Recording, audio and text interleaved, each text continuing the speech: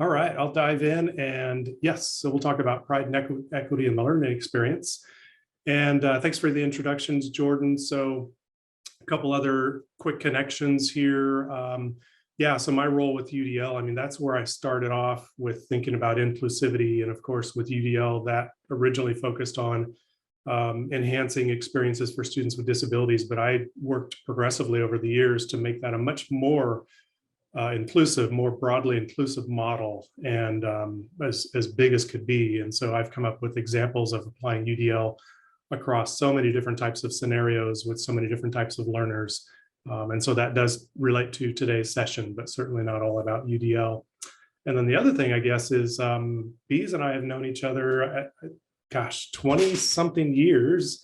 Told her I've got a daughter graduating grad school and made her feel old. We started off sharing an office together in kinesiology. Yes, that's our original disciplines. And we've both branched off into other roles since then, of course. So I'll stop there. Beez, anything else you wanted to share before we dive in? No, other than Brett, it's your fault that I got into the faculty development and UDL world. And just to say too that, you know, I identify as a member of the LGBTQ plus community, as a lesbian, gender nonconforming. So that'll come up later in the conversation. Awesome. Thank you so much. Let's dive in. So some of our goals today, we want to set context for the conversation. And yes, we do want dialogue. We want some interaction. So we do want it to be about conversation. We've certainly prepared a presentation to steer things and give you resources and things to think about along the ways. We'll talk about some sample research because it's always good to have research tied into some of the things that you're saying and then get into practice. And then we want to do what we can to inform, advocate, and advance things through our respective or collective efforts from today on forward. Keep doing better and better work in this area. So let's jump in with just a simple activity. And so what'll happen here is you'll get the URL in the chat. You'll jump to the chat and click on the link, and that'll take you to your browser briefly. So out of Zoom into your browser. And I'm going to do the same thing at the same moment here. And I'm waiting for the link to pop in for you, and then I'll jump to the browser as well.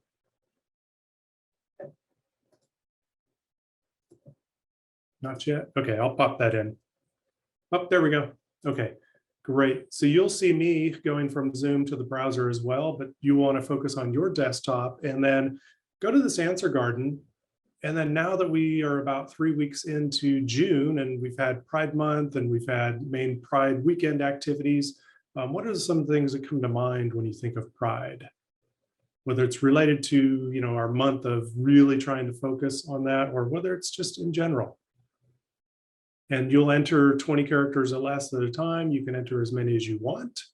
And then we'll see this tag cloud appear and kind of see what's on your minds collectively today.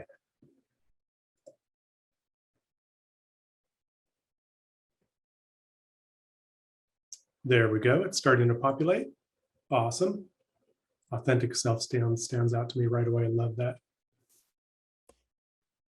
Ally celebration. Stonewall. Yeah, we'll get to that. We'll go back. Yep.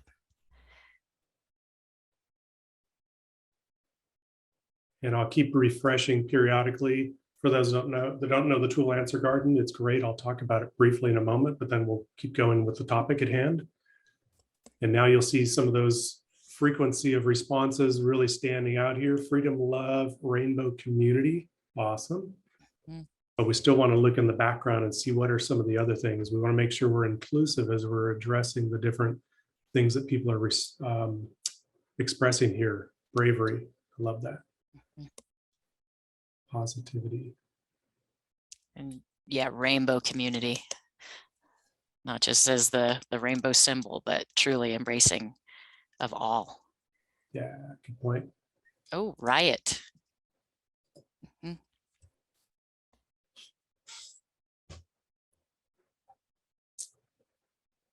Okay, courage popping up there.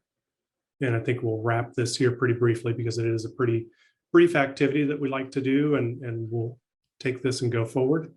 And you'll have access to this answer garden if you were to want that. You'll have the link in the slides.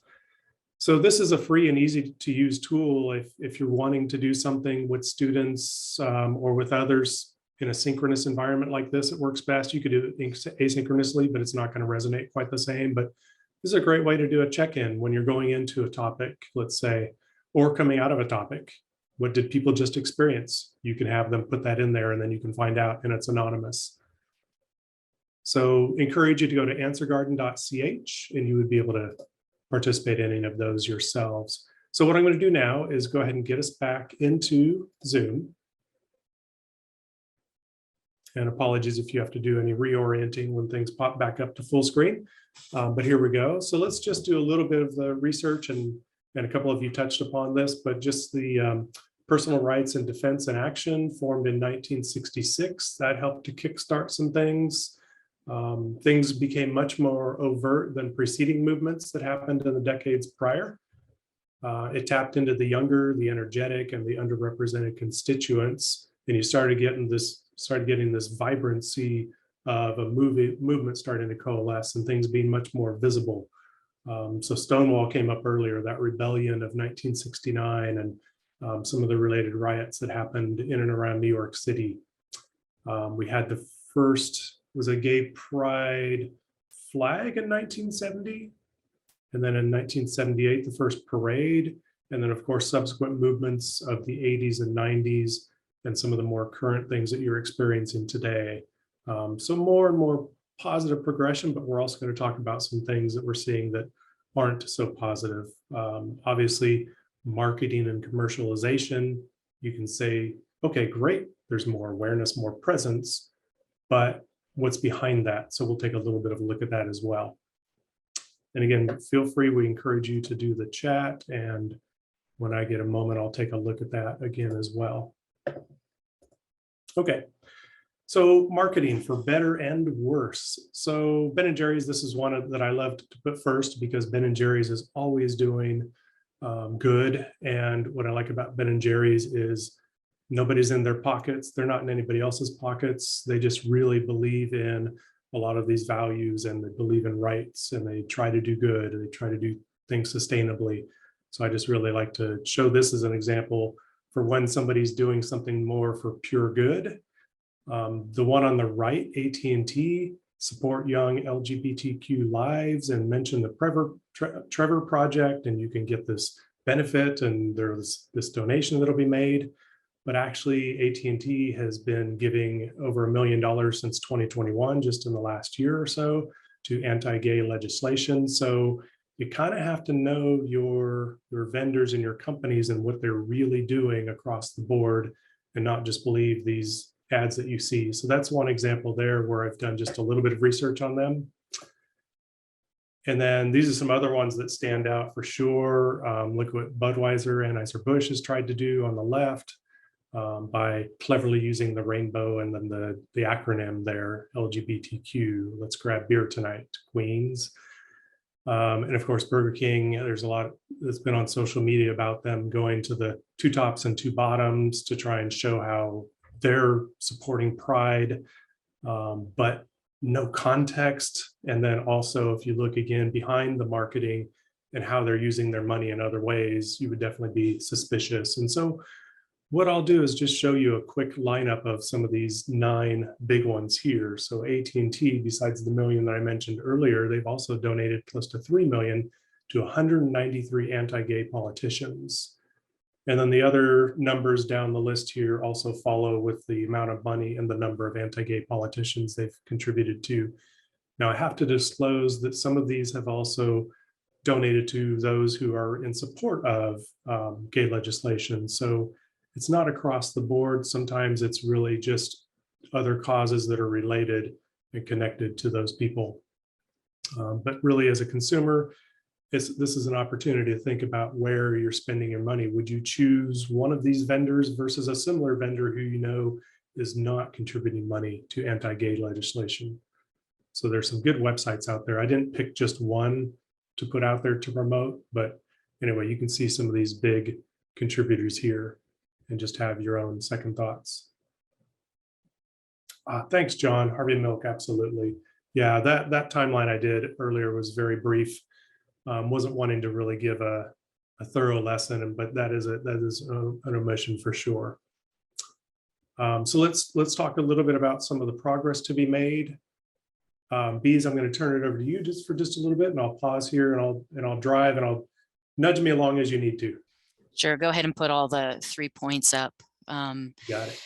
And, and lately it feels like, with the 2 steps forward, now it feels like 2 steps back, just in the political climate now. But while we have made the progress, we still know, students in our K-16 system still face significant discrimination. And it's, the non-LGBTQ identified students even acknowledge this.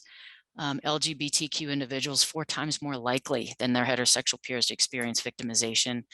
And then the final point, why 71 out of 1,000, I mean, 1 is way too much, might not seem, like a huge percentage as compared to non-LGBTQ individuals at 19 per 1,000. So we know that queer youth are, are more likely to kill themselves, not because they're gay, but because of this situation and the culture that we find ourselves in as not being as supportive. And next, Brett. And this is what is not helping. It's the huge surge, unless you've lived on the moon the past year or two, that there are many states that are passing anti-LGBTQ laws. Perhaps the most famous is the Don't Say Gay in Florida. And as these expand, because you can see there's 11 states already considering similar laws that the governor will sign. And a lot of those, when you look at the current ones on the books around regarding access to healthcare, bathrooms, and certain types of education, is particularly targeted towards trans individuals. And we're seeing a lot of backlash against trans athletes, and in particular, those who are male to female and being denied the opportunity to participate in sports. So it gives me hope. If you haven't heard this young man is Xander. He's an openly gay. He's the president of his high school class, and he was elected president of his class 4 years in a row. He's highly popular, highly intelligent, highly articulate, and he led some of the protests at his high school, and he even has a lawsuit against the Don't Say Gay bill. And when he was going to give the graduation speech at his high school, they said, look, if you mention anything about either your identity or the work that you've done against the Don't Say Gay, we're going to turn off your microphone. So he had to come up with something that, at first I was like, this is clever, this is genius. And then hearing him talk, it's also very dehumanizing. And so, Brett, if you want to play the first clip. Yeah, and folks, we're just playing about a minute each of these 2 clips, and it worked in test, and I'm assuming it's going to work now for you. And I did turn on the audio. It should play across your respective devices.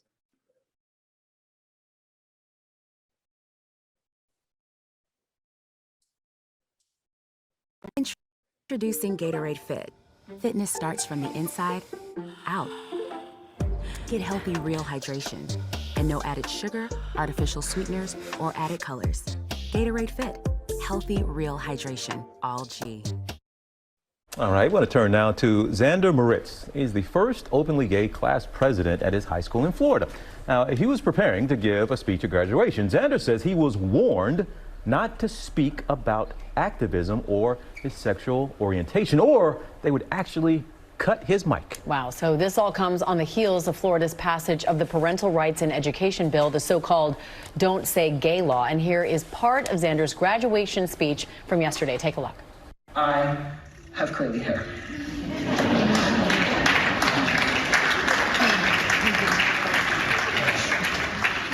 I used to hate my girls. I spent mornings and nights embarrassed of them, trying desperately to straighten this part of who I am. But the daily damage of trying to fix myself became too much to endure. So, while having curly hair in Florida is difficult, due to the humidity, I decided to be proud of who I was and started coming to school as my authentic self. Xander joins us. Yeah, I'm going to transition to one other clip, and sorry, it took me a moment to get the subtitles on there, captions, excuse me.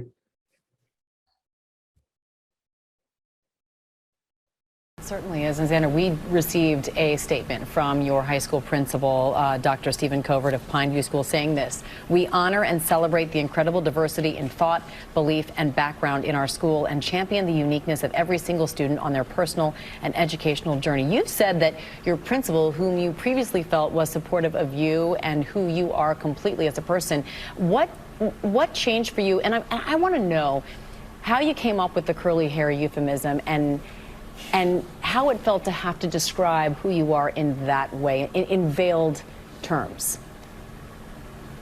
It was really dehumanizing to have to embody myself in a metaphor just so that it could be spoken about, because I'm not controversial, I'm not political. My identity and my human rights are not something that should upset or threaten a celebration. My principal has always been supportive of who I am. I think that he's a good person, but I think that the Don't Say Gay law makes it so that people cannot be good administrators. It turns people in school settings into vehicles of oppression, and it works really well. That's why this is scary. That's what happened here. But in terms of coming up with this idea, I knew that when the district affirmed that they supported action if I was to speak about the law or that activism, I knew that cutting the mic was a real possibility, and I wasn't going to take away a celebration that hundreds of my friends have worked for, but I also wasn't going to back down and not defend my human rights. But I also didn't want to waste a platform, because it's looking like LGBTQ plus students aren't going to be receiving this opportunity to speak very often in Florida. So I had to balance these interests, and I had to come up with a way to still convey that message without ending or ruining the ceremony for people. And I just kind of sat there. I was like, what? How do I make them see that this is just a part of who I am? How do I make it see that this is just human nature? And that's what I came up with. Man, you're a high school. Okay, we'll stop there. And if you were to want to see the rest of it, easy to find, or you could certainly go to the links that we have in the slides here. Beez, back to you. Oh, anything else on that, Beez? No, other than I think what we'll start to see is it's going to be the young people. It's going to be these students who are impacted by these laws, who are going to be doing the walkouts and pushing back. And just an update on Xander, he's going to be attending Harvard, and he's going to be studying political science, and he's going to get into politics so that he can keep fighting the fight that he's already started. Yeah, I was like, I want to give him a scholarship to Colorado Mountain College if he would come here, but I guess Harvard. It's not too late, is it, Beez? Go fund me. All right, I go to the next one here, and this is one I'll speak about. Maybe some of you have seen in the news, and I know we have a few folks here from the Seattle area, and actually that's where I'm located, in Olympia, about an hour south of Seattle. And so this has been in the news, particularly in the last month or so. And so Seattle Pacific University, this is related to their anti-gay policies, such as in their hiring practices. So at their commencement ceremony recently, they had about 50 students who handed their president a pride flag instead of shaking his hand as they received their diploma. That was their statement. And so I thought this was another good choice that they made, not to use the event in a way to be disruptive necessarily, to take away from others, but to make that statement and do it in a way that really expressed their feelings and supporting each other, but not to, again, take away from the accomplishments that they had all achieved. So that was good. I did a little more digging on Seattle Pacific University, and they have a VP and office for diversity, equity, and inclusion. You know, I looked at their webpage. It says that they respect each person's humanity and uniqueness, yet I'm seeing things like this in their policies, so kind of this doublespeak sometimes. That VP for DEI resigned in May 2022. I don't know why. I haven't heard anything about that, but that made me curious for sure. And I know they're currently trying to hire a replacement, and I see that it has a heavy focus on racial diversity, but I haven't seen a broader definition of diversity and inclusiveness within that effort. I see that they're partnering with the VP for enrollment and marketing. So again, that to me looks more like it's about racial diversity and ethnography and those types of statistics, but I'm not seeing it about the culture of the campus. So, you know, I don't mean to pick on Seattle Pacific University in particular and at length, but, you know, I've done a little bit of exploring there and just have seen a pattern where I've seen elsewhere related to DEI, where it's not necessarily the inclusivity that you would like. So, you know, others can feel free to comment for sure in there. Okay, so let's talk about ensuring the student experience is LGBTQ plus inclusive. And again, we know that we have some faculty, some staff, some more in, let's say, management positions here. So from your perspective, what are some things that can be done to make a more inclusive experience? So you've got the link in chat. So much as we did earlier, you'll follow that link. I'm going to do the same here as well. And we'll end up in this Padlet together. And so for those that are new to Padlet, what you'll simply do is click the plus below each of those prompts and just do it for the first two columns. 1A, which is in what ways can courses be LGBTQ plus inclusive? And 1B, in what ways can institutions be more LGBTQ plus inclusive? So I will pause there and let's see what you can come up with, some of the ideas here. Invite students to share their pronouns. Yeah, and I'll demonstrate one way where you can have students share that with you as an instructor, for example. And then I'll talk about another way where that can be also shared out. So yeah, pronouns, name, identity, those things are critical. And the intentionality of selecting your assignments and making those connections evident for the student. Yeah, intentionality, promoting it, not just being accepting of it.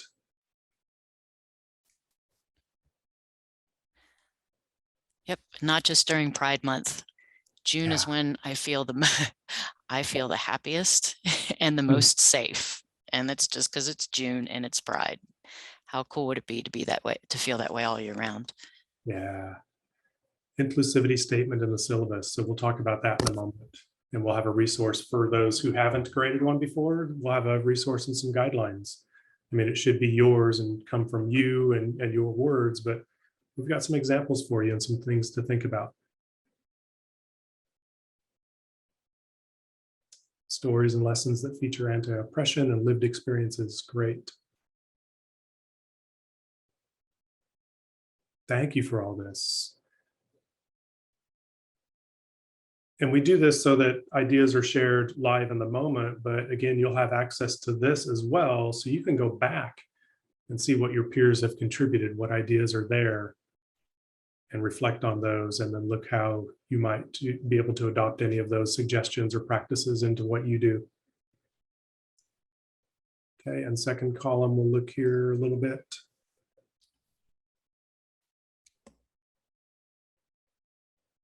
Affinity spaces, yeah, that'll come up as well. Policies, rethinking policies, yeah.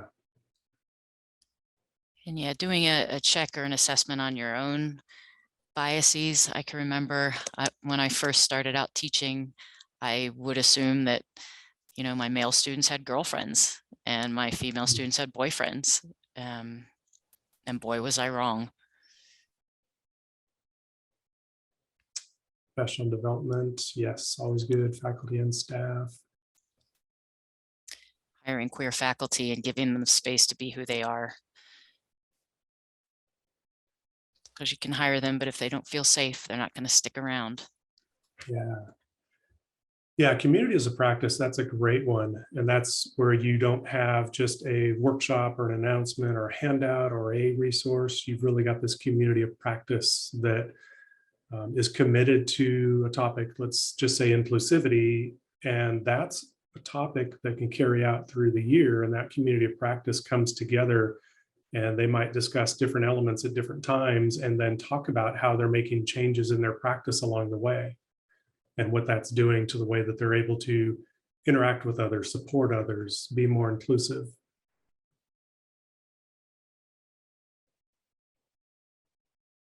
Awesome. Love it. Thank you. Okay. Jump back here. And as far as teaching and learning, I'll start at this broad level here and what we do called purposeful learning and how that speaks to equity, inclusion, and pride. So this is a model that we use as we're working with instructors and as we're doing learning design and helping people deliver effective courses. One of the biggest things that we do is we have a lot of the elements on the left that are more of the sort of practical elements of teaching and learning, but we've really put a lot of equal focus onto the right side, which is the more student-centric experience, where you're going to make sure that things are humanized. There's going to be learner empathy. How do you create class as community? How do you create voice, agency, that sense of belonging? How is there access and accessibility, affordability, and then equity and inclusion, all as part of what you do, again, very intentionally. So we have these 8 elements, and then within those 8 elements, we have about 30 objectives, if you want to call those, or standards or guide points. And then we have resources for a lot of those and best practices. So that's how we're trying to help with more inclusive types of teaching and learning experiences. So I just wanted to give you that as that framework, because there are other frameworks out there, but they don't really have much on that right side of the student-centric. They're more about just course design. And so inclusivity statement came up earlier. You know, a lot of people, as a checkoff, they have their campus's diversity statement, and they'll link to that, or they might copy and paste it and put it into their state syllabus. Yeah, that can be a good thing, but those are usually mission level, and they don't really speak to you and how you work with your students, or again, for those that aren't students, how you work with others in your role. And so this is just an example of an inclusivity statement, but we actually have an inclusivity statement guide here. So we'll put the link into the chat for you as well. And some of our resources here come from the Carnegie Mellon University Center for Teaching and Learning, and they've got some great examples as well. So this is something that really helps to kind of open up that door about how you as an instructor stand for inclusivity, and then how you've tried to create that environment and also those course experiences for your students, so that all are going to feel fully invested and fully welcomed. If you have any reflections on any inclusivity statements that you've created, or how this may resonate with you as a next step, feel free to share those into the chat, please. But this is a new guide that we've created here that you have a link to there in the chat as well. And then the other thing is learner empathy. So this is something I've just been doing for the last couple of years. We've been working with instructors on this as we go through different types of experiences, professional development, and what have you. And it's really getting them to stop and think about their students, their audience, if you will, and what is it they expect of their students to be able to do, see, think, hear, and say, and how does that take place through their course? And also to think about their physical needs, emotional needs, social needs, and intellectual needs. So much in education, people are thinking about moving students up Bloom's levels. Yeah, that's great, but you got to meet Maslow's basic physiological needs and psychological needs before people can go up Bloom's. So really thinking and checking in about who your students are, but also how their needs may or may not be met. Do they feel welcomed and safe on your campus or in your courses? Is there housing insecurity, food insecurity? Those are other factors as well. So just being able to check in on some of those things. And as we've gone through this experience with instructors, it's really helped to kind of flip things to be more student-centric. There's been kind of an aha moment because learning is about people, not content. And so it's really been able to help them think about that. Okay, I see it. I saw a reference flash by to the EDUCAUSE guide. Thank you, Melanie. Great. And there may be an access issue to that resource if I'm reading that correctly. So we'll clear that up in the background. And then these again will be available after the fact as well. And then the other thing with creating that sense of welcoming and belonging is, how do you connect with students early and often? So what we created, and this is based on other types of surveys like this, and also based on research, but we've created this learner connectedness survey. So how, as an instructor, can you right away make available this survey to your students? And this is a survey where students will complete this, but whatever they contribute through this survey only goes to you, and it's all optional as far as what they want to provide. So you can start off with name and identity, and that's where you can ask for them if they want to share their pronouns. What name do they go by? That's important, because often what will happen is their name on record will get put into the learning management system, but there's a different name that they prefer to go by. And so there should be an option also within Canvas and other learning management systems where they can put in their preferred name. And so that's something that's going to be on record with you as you're interacting with them and communicating with them, which is really critical. Name is the gateway to identity. And so that's a big thing. This survey also asks students a little bit that they might want to share about their background, themselves as a learner. Where do they feel like they have strengths? Where do they have challenges as a learner? What are some of their situational factors related to access, bandwidth, living situation, working situation, commuting, if that's a thing anymore, it is, and will be again to a certain extent. Okay, great. We have updated share settings on that last research. Sorry about that.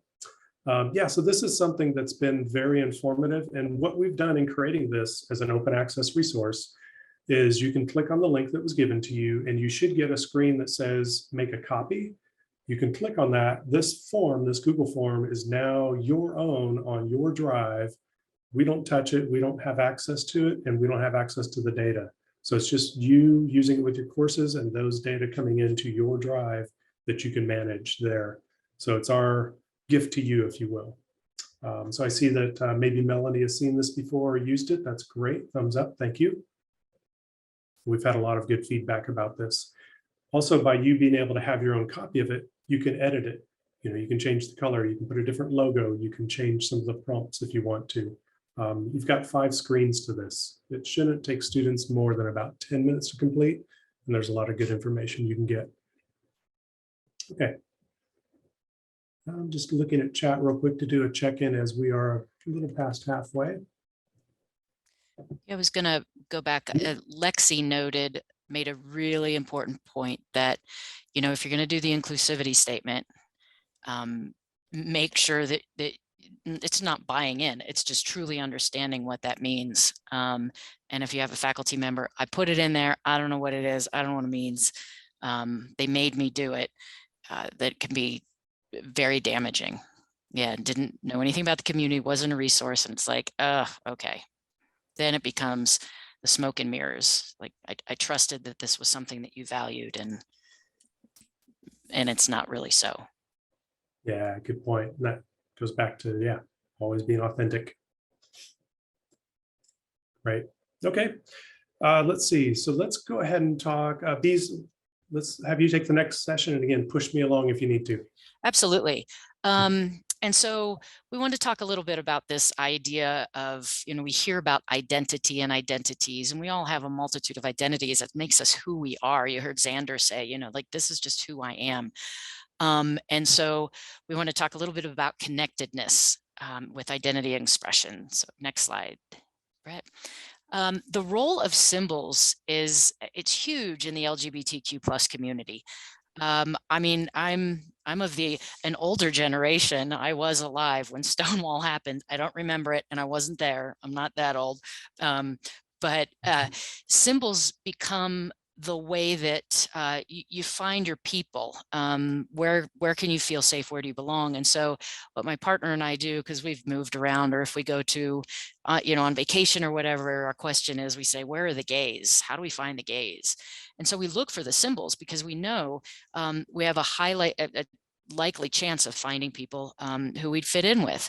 And as Audre Lorde says, we're powerful because we have survived. And I fully believe that the role of symbols, mostly through our flags, through our colors, is the way that the LGBTQ plus community finds ourselves, finds our safety. Is it the rainbow in the restaurant? Is it the rainbow flags that you see in a small downtown area that you're like, oh my gosh, I can't believe that, there's a rainbow flag in this small town in West Virginia. And so we're going to do a little bit of a quiz to see how up is everybody on the symbols, because when I was growing up, there was just the rainbow flag, and that's all I knew. And now there's literally hundreds to really help people to identify. And to go a little bit deeper into the identity piece, this is called the genderbread person. If you've seen this, this is a real simplified version of the genderbread person, because now we know that there's multiple identities and expressions. But this is oftentimes used with, younger people or people just saying, I don't really understand. Isn't there a connection between, who you're attracted to and how you identify? And that's not the case. They're all different. And so, for example, my gender identity falls between manness and womanness. My gender expression is way more masculine. This is not seen addressed since the first communion and will not see addressed again. And my anatomical sex is female. I was born a woman. And so those are not the same thing. And I think that helps to for folks to understand, well, why does this group exist, and why does this group, and what is this pansexuality? What is intersex? And I think it's a little convoluted when we try to make connections between them and they're not really connected.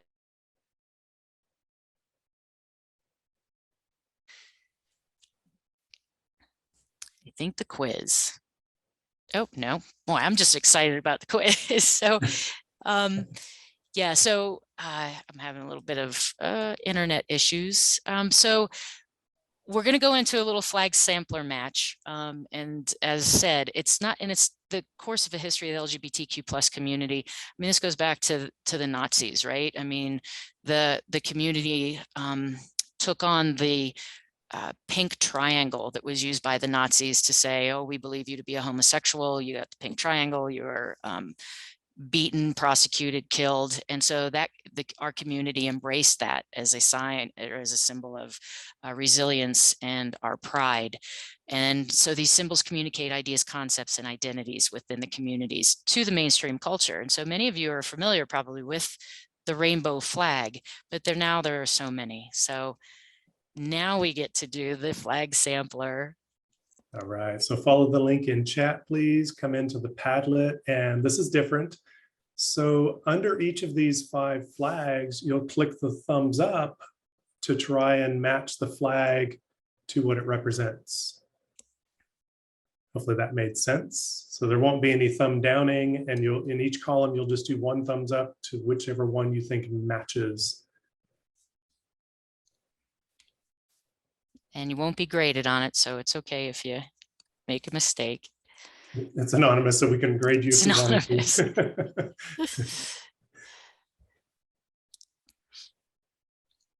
Right, so we can see our tallies happening here, okay. And we can kind of see where some are probably more familiar, where we're starting to see a high number of votes on one, and then some where the votes are more scattered, where maybe it's less familiar for sure.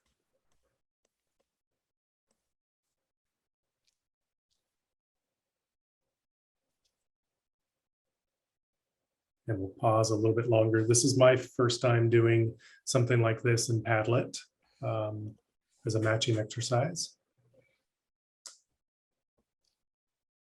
Seemed like kind of an interesting way to use it.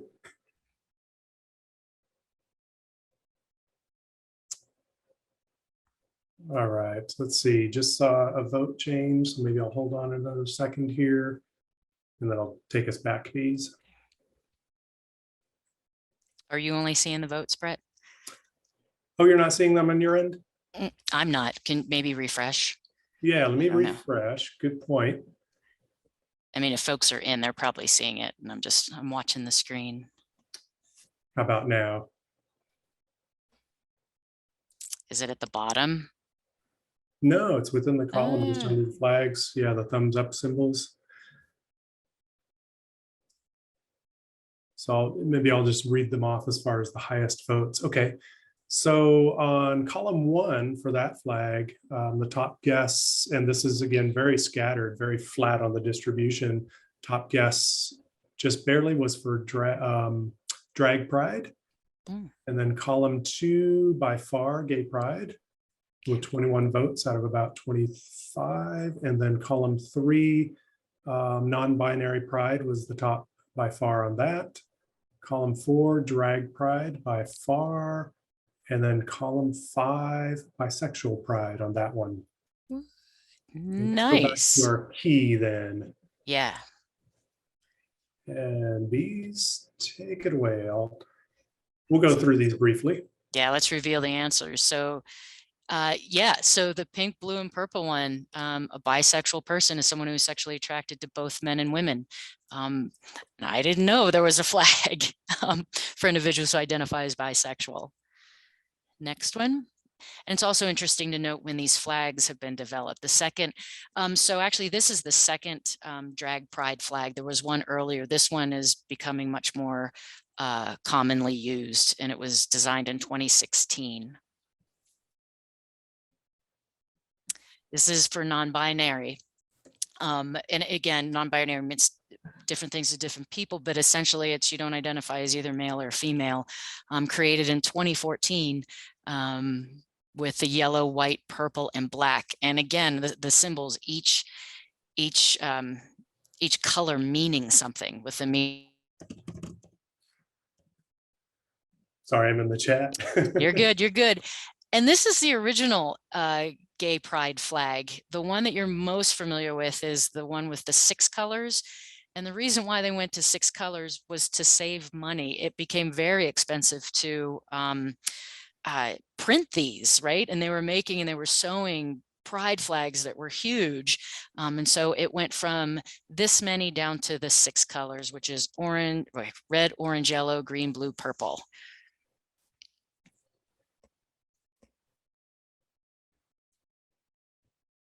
And pansexual. This is an individual who their romantic attraction and sexual attraction is not based on gender. It's basically gender blind. So with the pink, the blue, and the yellow. And I've heard this, the term pansexual, a lot more recently. Again, I wouldn't have heard this back when I was in high school. So it's just a wonderful opportunity for students to say, oh my gosh, this is who I am, and there's other people like me.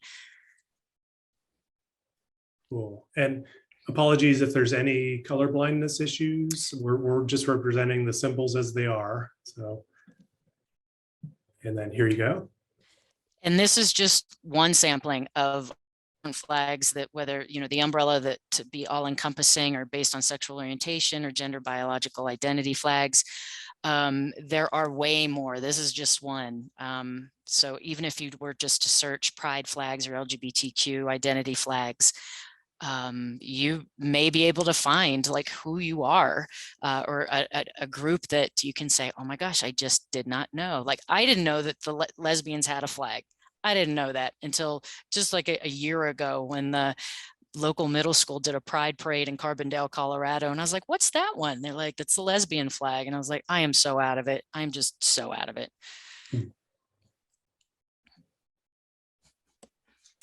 And a question, if you're willing to share either in the chat or to open up your mic, is what's been your experience with other people, whether it's your students, a family member, coworker, with them somewhat kind of coming out? I know a friend of mine who I've always known as Jess or Jessica, female lesbian, has most recently come out and identified as non-binary. And so now we're working on the they, them terms, and Jess will change Jess's name to just Jess and drop the Jessica. So for me, you know, it's a stretch. I've always known Jess as she. So anybody else willing to share?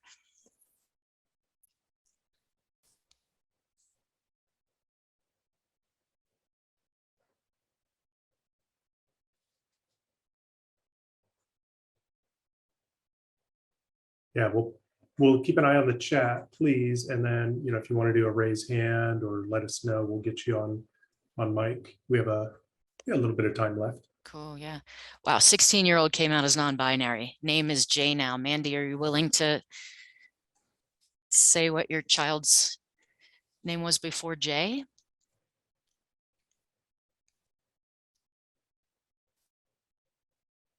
On the stoplight analogy, Jessica. I haven't heard that. Excellent.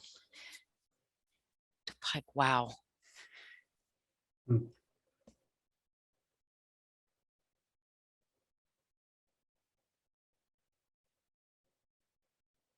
And my partner who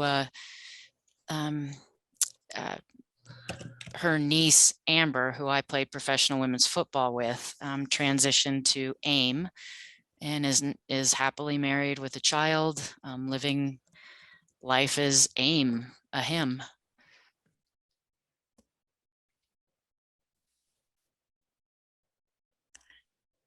Sweet Abby. My 3-year-old said, if you don't know if it's a he or she, just use their name.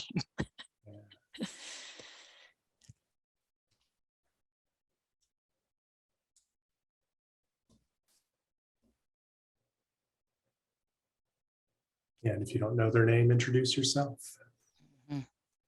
They'll learn your name, you'll learn theirs. Yep.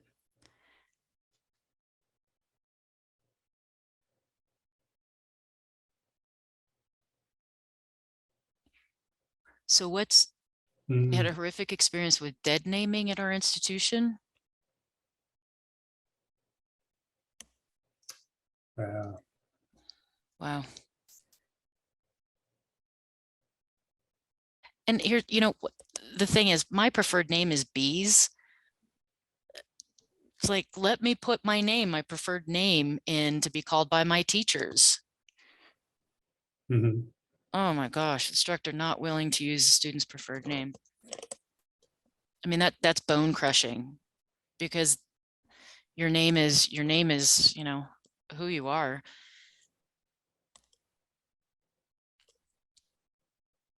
Yeah, and I don't know what institutions might be doing to take the name on record, whether it's tied to social or birth certificate or what have you, versus how students identify on campus and in their courses, and how that might feed differently into the learning management system so that the preferred shows up as default. And there shouldn't have to be this process of changing or, having to inform the group. It should just be that natural transition. Yep. Confined or binary. And the issue with, bathrooms, I just gotta go pee. 8 more minutes though. Well, yeah, it wasn't saying that I had to right now. I know. And the bathroom I'm going to use, right, doesn't have male or female on it.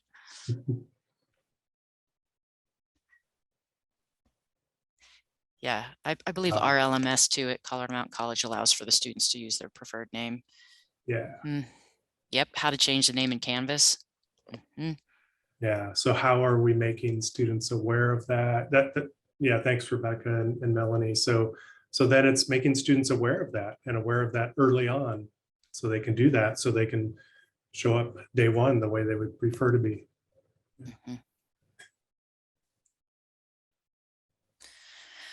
Wow.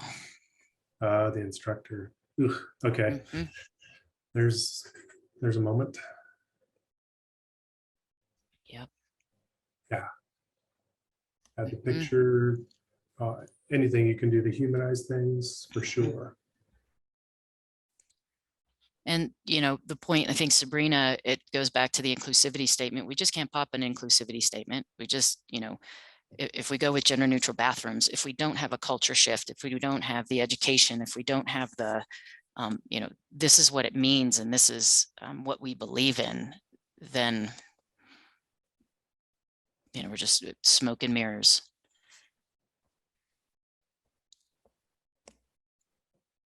Bathrooms for humans.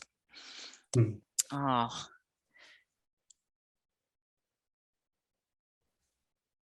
Interesting. Well, thank you. For sake of time, I will go forward a little bit. Feel free to continue sharing on in the chat. But I see that we're just in the last 5 minutes or so, just heading toward the wrap up here. So some of these may be things you've already brought up, but just some things to think about to make a difference. This is not an all-inclusive list. That would go on quite some time. Is again to tell the history, make it part of diversity conversations. Again, as far as DEI, I'm one that just really focuses on the I, because I feel like if you're fully inclusive, you've got it all going on. So make it part of those inclusivity conversations, that it shouldn't just be an aside. It shouldn't just be the month of this or that.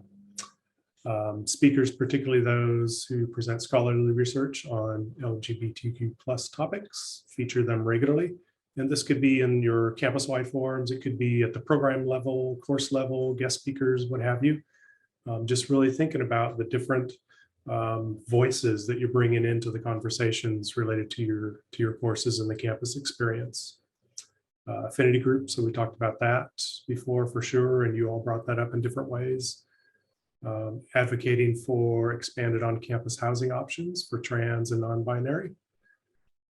And then common application has been looking into making changes, and I'm not sure, I know that was as of last year, I'm not sure where that stands, but as far as the protocol to accommodate LGBTQ applicants, that's now more accommodating, if you will, more inclusive.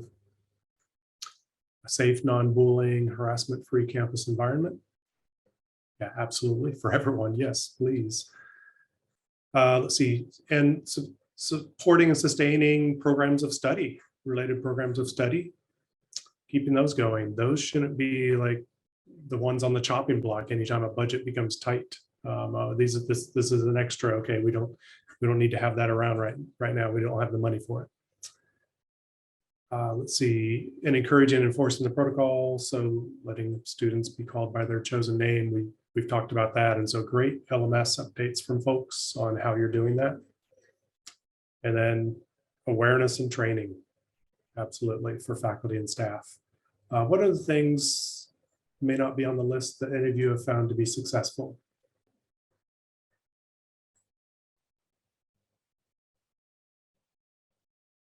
Lavender graduation, great, saw that come up earlier as well.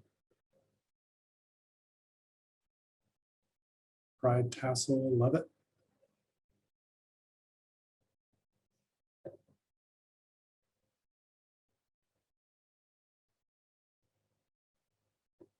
Mandy, okay, love that course mapping. So yeah, maybe if you have a little bit more that you can expand on that, if you have time in the chat on the course mapping exercise that you did. And Emily, do you want to provide a little description about the binder rental? Some folks may not understand what a binder is.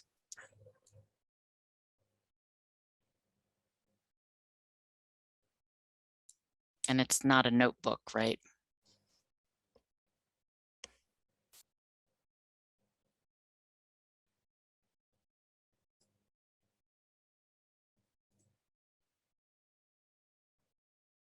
And we'll see if Emily's able to put in more there. We have just a couple minutes.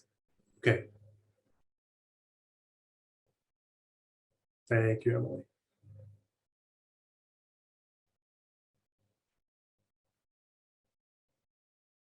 Not a problem. Thanks, Emily.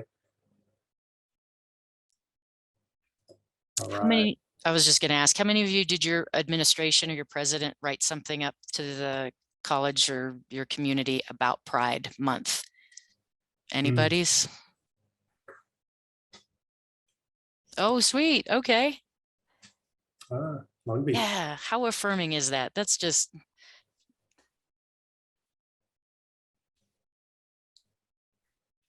Nice. Awesome. Sorry, Brett, go for it. No, so let's close out just seeing what folks can contribute here. I know we have the chat and that transcript will be available, but let's go ahead and have you now go to that number 2 here, call to action. So going forward, I will. What is one or more, if possible, but what is one at least action you can take going forward in your role? Something you do directly, something you can enable through others, whatever it may be. And I'll periodically hit refresh here and we'll check that column. I know we're at about a minute left, so we will wrap this up pretty quickly, but again, you'll have ongoing access.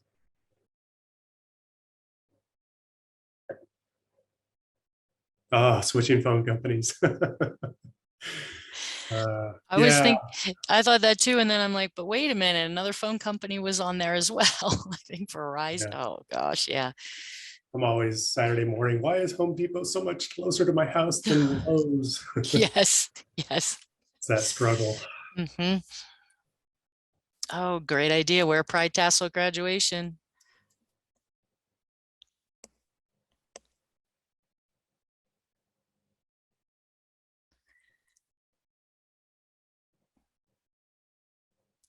And you can always do, low hanging fruit oftentimes at an institution is to do the safe zone training. That's oftentimes a really nice, simple way. If you really have nothing, like, we can do a safe zone training. And if you need to know more about that, you can always reach out to us. Yeah. And, maybe getting to know your DEI office or officers, what I was trying to say there. And what are they doing in this area? Do they need support? Or what support can they offer you?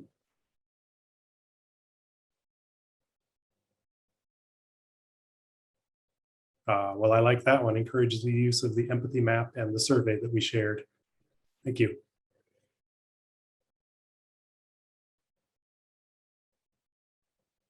Community practice. Yeah, if you can gather that together, and that can be faculty, staff, that can be just cross-representative from the campus, and students as well could be participants in that.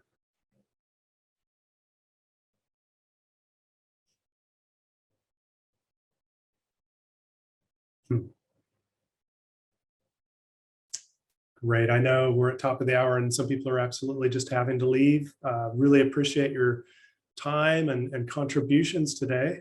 And I hope this was helpful. I saw lots of positive comments, and I know I really enjoyed this session. And Beez, thank you for participating. More than participating, for leading. Anytime, anytime. Thanks everybody for taking time out of your day. Yeah, thank you. Very important topic.